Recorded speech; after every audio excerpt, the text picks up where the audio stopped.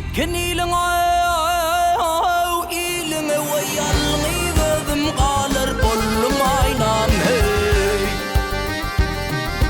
Pili kılık kurdu yören yolumu sen yörever min kalır min aynam hey.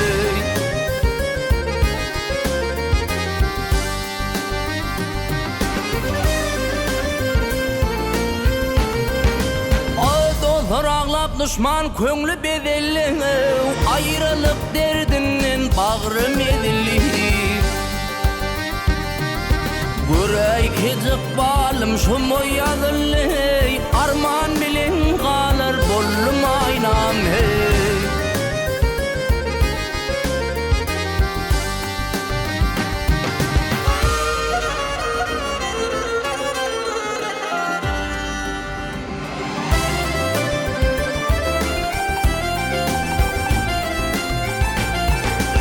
Ay ayrılık vatanın galilimi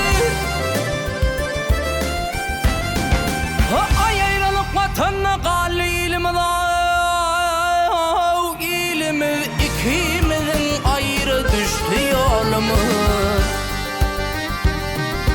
Bir vakit bağdırıp sollu gülümüze gülüm solu kalır bollum aynam hey.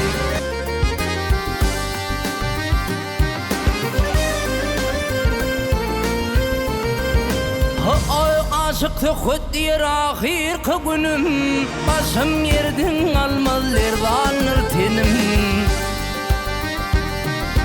Bir kaydı daşkal mendilmi kanım Mendilme barmaz bollum aynam hey.